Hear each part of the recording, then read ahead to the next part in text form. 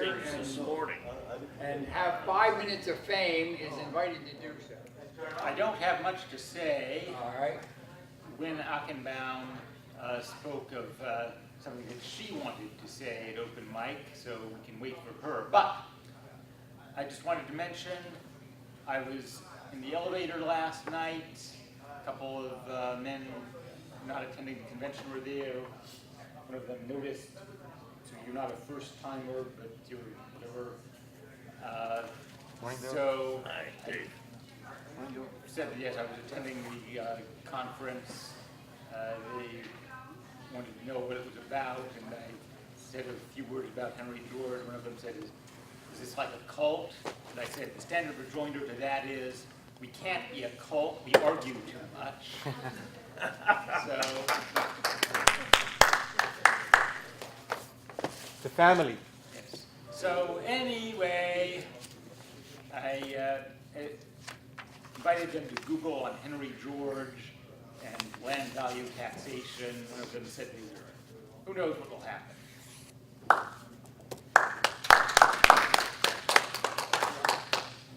Thanks. Yeah, you get, what is it, 3 Georges in a room, you get 4 opinions? Eight. Okay. Is Herb gonna stand up and say All right, something? he's ready. You want to go now or you want to wait? All right. Herb Barry. I From the gather great the city microphone of is not working. It doesn't work. It's not recording. That's why I said you want to wait.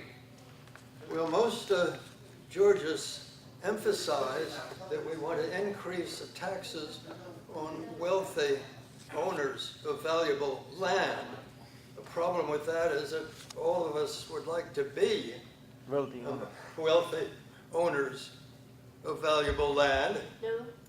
And therefore, I suggest that a better theme for us to emphasize is that we want to reduce the frequency and severity of financial contractions. I think contractions is a more general term than recession or depression or panic. So financial contractions that last 2 or more months. And according to an article in Wikipedia, No. Wikipedia keeps revising its articles, and this one is as of May of this year, so it's quite recent. And the title of the article is it's Got a mic now. the title of the article is on recessions in the United States. The first one that they list is 1785, and the most recent began in 2007. And so that interval of more than 200 years, according to the Wikipedia article, a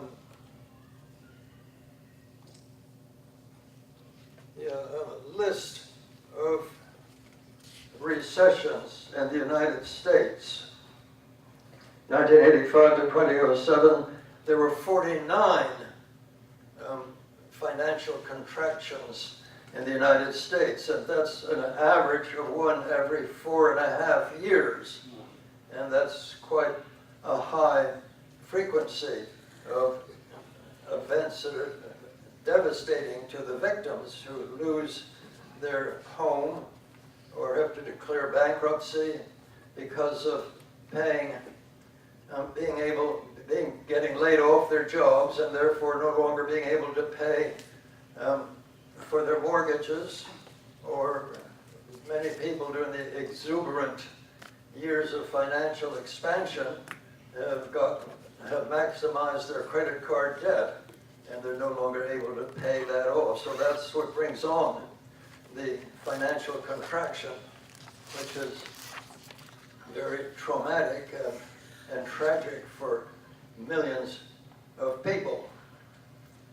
And the land value tax prevents it, because according to Henry George, at the time of the exuberant financial expansion,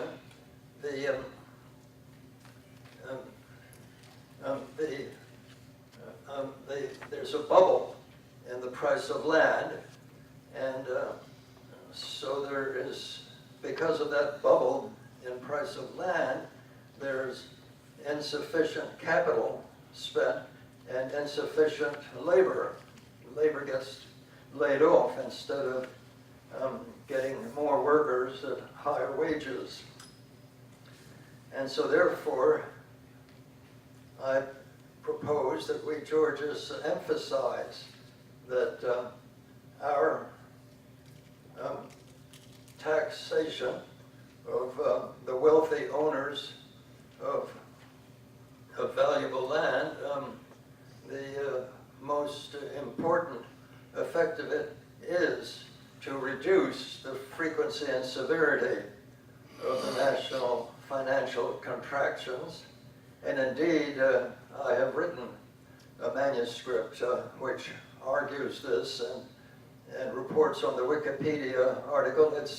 I've submitted it to a journal called The Journal of Psychohistory. It's a social science journal which has it's a rather specialized social science topic, but it is a genuine social science publication. And if my article does get accepted and published, I will want to publicize that. Herb, if it does or doesn't, I'd love for you to send me a copy and I can put it online. What are you saying? I said if your article either gets accepted or more likely if it doesn't get accepted, if you could send it to me, I'll make sure it gets up online so people would have access If it to doesn't get accepted, Send it to me what are you You'll put it suggesting? on the and I'll publish it on my website. website. Well, I could publish it in Groundswell, probably. Well, how long is it? It's about 3,000 words. Okay. Yeah, it's a moderate. It's a moderate-sized Going bomb. article. It identifies each of the financial contractions that Wikipedia stated, because I believe Wikipedia's articles are not copyrighted, so they can be freely copied. Great. I didn't know that. That's very interesting, that Wikipedia's articles are not copyrighted. Yeah. No, they certainly are easy. They're very easy to copy. They make it easy to print a copy of the Wikipedia articles. And if you were a teacher, you can distribute endless copies of their articles. Yes. Yeah. Yes, right. Thank you, Herb. Brent, come on up. Come on down. Yeah, that makes.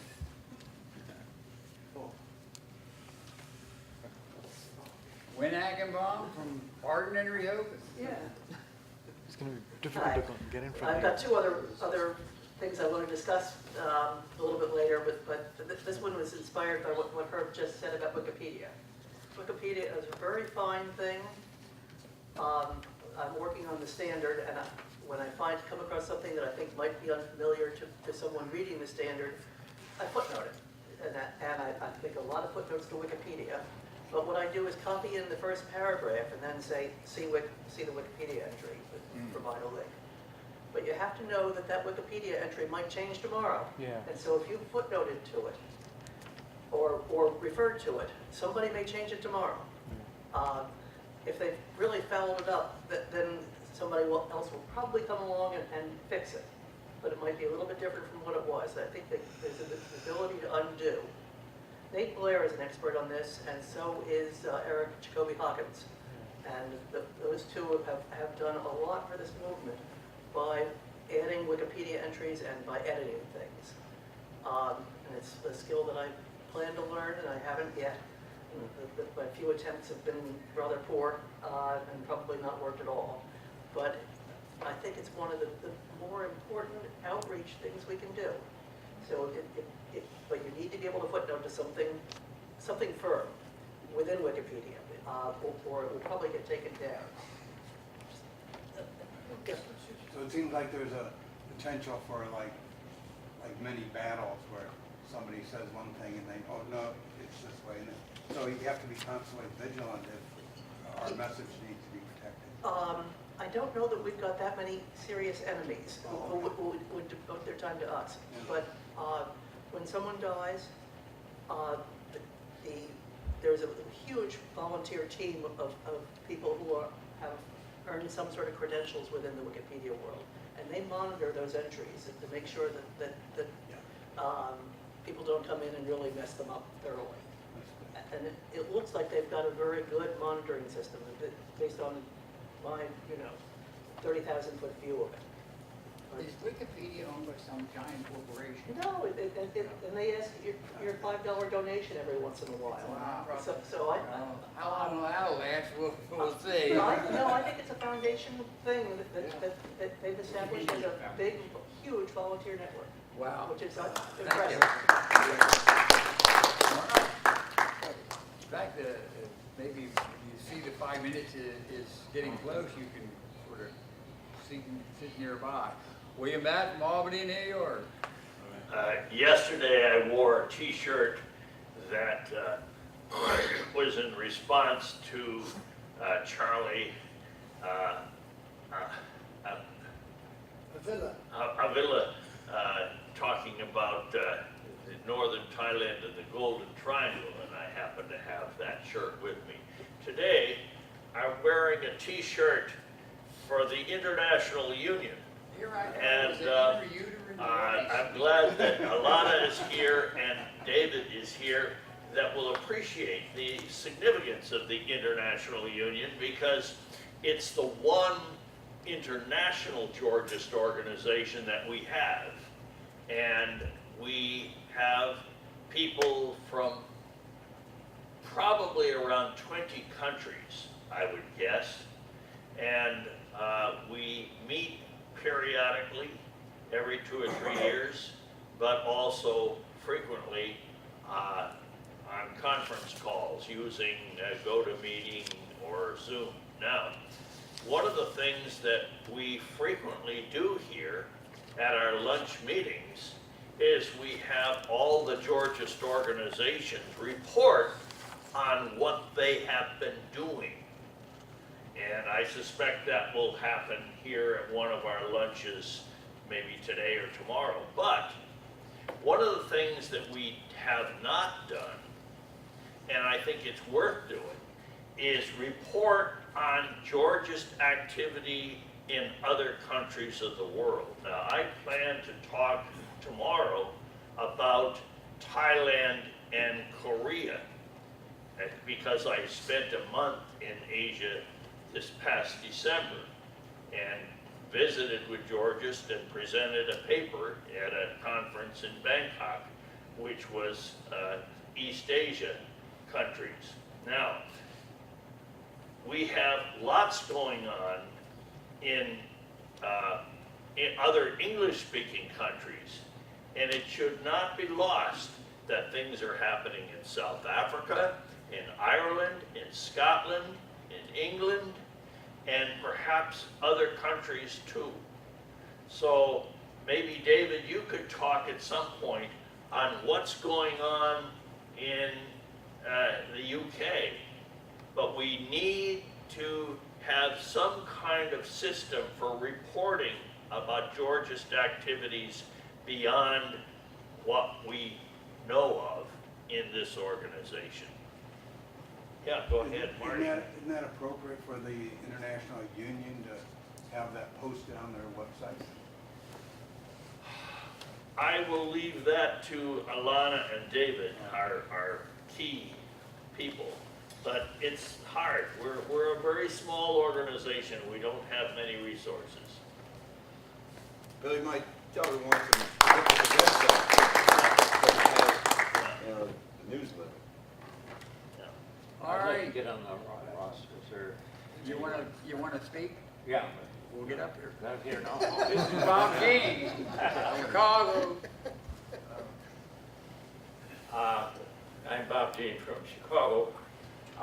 At one time I moved to Philadelphia and I was studying Henry George with George Collins at the birthplace.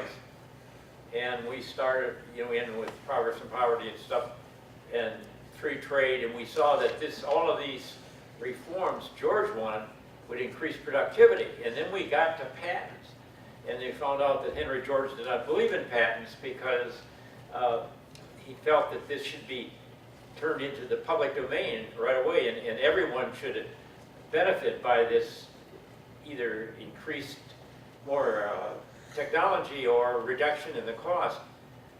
And so one of the things that struck me was that with all this increased productivity, Georgia should be thinking about a very important trade-off. They should be trading off work hours for leisure. In other words, part of our culture is very materialistic, and we get a certain amount of wealth, and we don't seem to be happy. We want to find more and more and more. Well, maybe we should try to simplify our lives and have more leisure time. In fact, I know they've got a new thing now for telling this. People are now, instead of buying their children things, they're buying them experiences. Well, I guess that's leisure time is... Like do the dishes and a few things. Yeah. But anyway, because one of the things, I think we really need to think about this and try to promote this more simple lifestyle, because that would help in a lot of things. It might help reduce congestion, and it might help reduce the housing problem, and so on. But one of the other things that we're going to see happening pretty soon, or it is happening, is, well, like a large part of the manufacturing jobs have been taken away just by inventions, new machinery, new things. They got these robots now they could replaced a lot of auto workers. And now the PC is replacing a lot of the intellectual, you know, the clerical and that function. So we're having less and less jobs. So we got to face how we're going to deal with that. And of course, one obvious way would be to reduce the work hours for everyone and let everyone, you know, participate, but also enjoy more leisure time.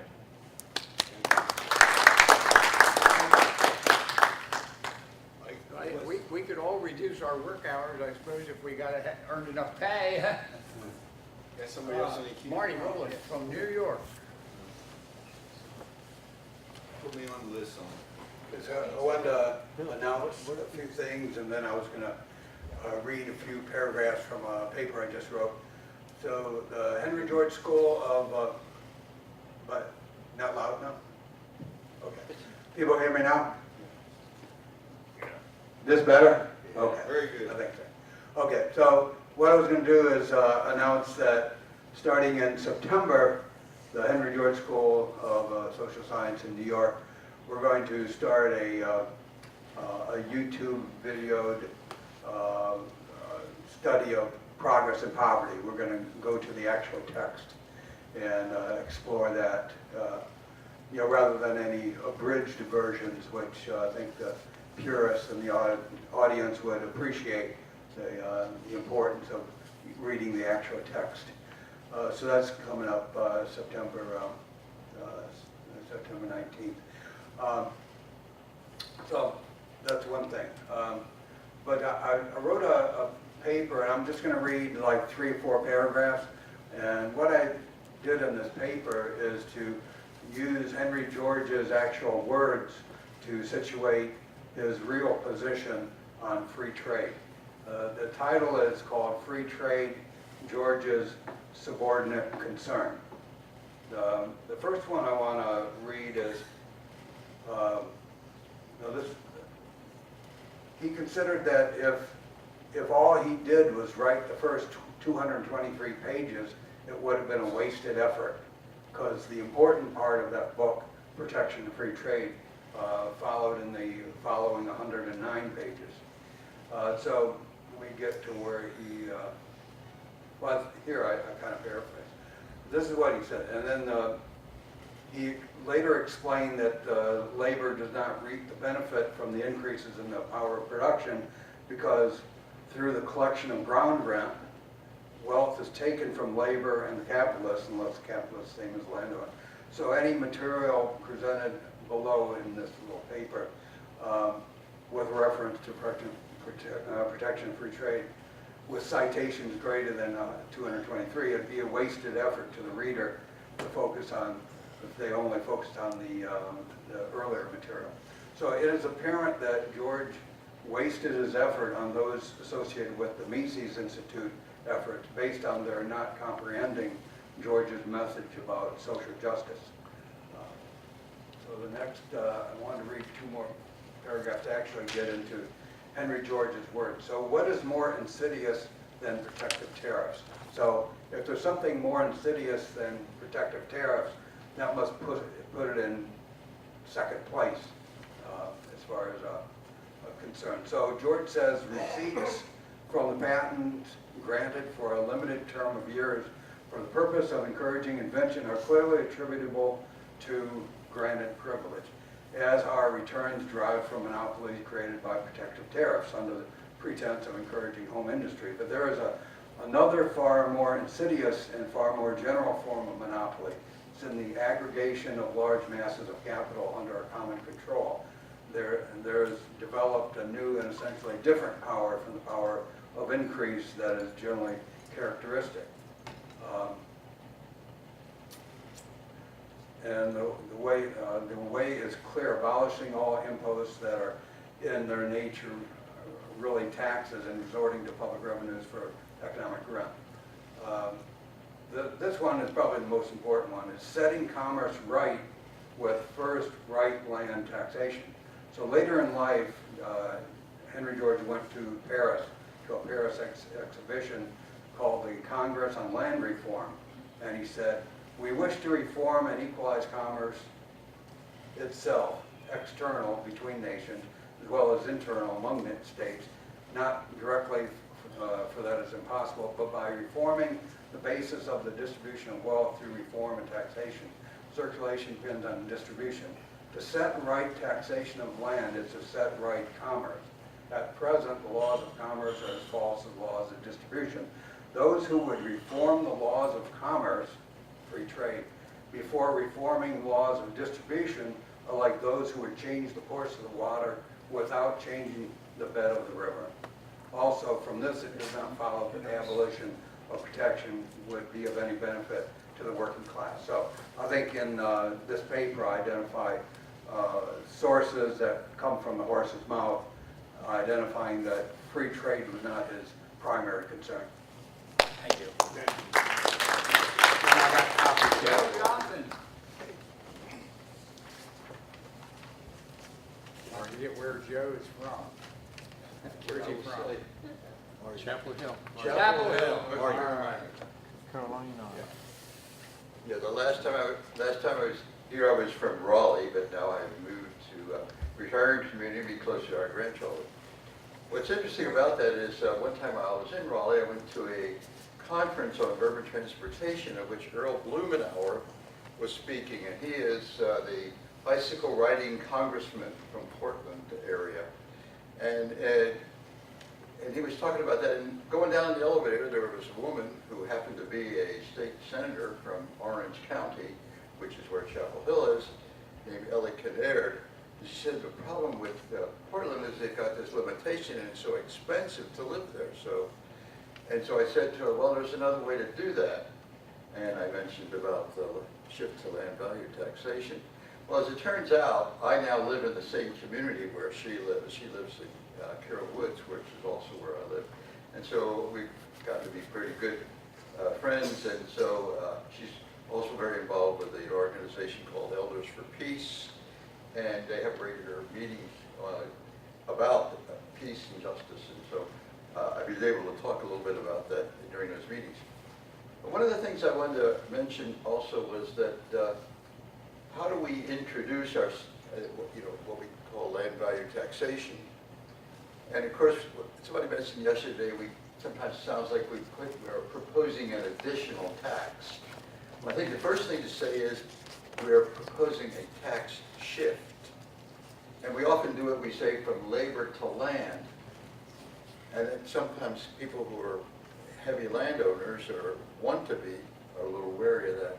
I guess my proposal is to say we are proposing to tax those activities which limit the opportunity and freedom of other people. And of course, land does fall into that because we are given an exclusive right. But anyway, I think, and of course that also includes pollution, which limits other people's activity and freedom. Somebody else mentioned the other day, we ought to see that our movement is bigger than Henry George, and we ought to look for allies where we can find them, and we have to look for them. And then I'm going to mention two, and some of whom you probably know. Jane Jacobs. She wrote a book, The Death and Life of Great American Cities. And she was an opponent of Robert Moses, who wanted to drive the expressways through Manhattan, knocking down, destroying so many communities. And she was effective in that. And eventually she was so effective that she moved to Toronto. She got arrested a few times, I guess. And she was also very effective there, too, in opposing the Spadina Expressway, I believe it was. She just had a movie put out on that. They have a movie that they put out. Right, yes, yeah. Anyway, just look up Jane Jacobs if you don't know about her.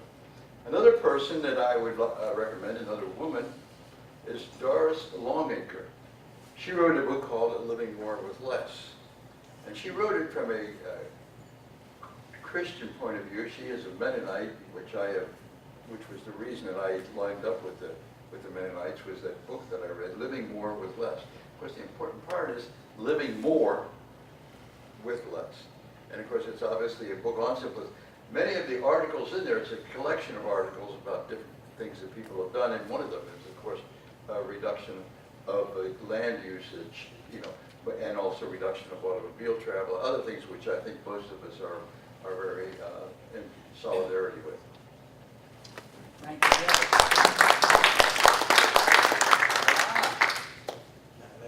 Let her go first.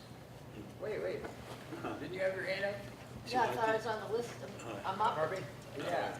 And, Alan, you want to be last? No, okay. Oh, okay. Is that what I'm hearing? That's fine, I yeah, wanna no go too many also. exercises today. What? No exercises today. Yeah, no, that's right. I don't think we'll have time, we got 15 minutes, that's 3 more. Okay, great. Come on, Alana.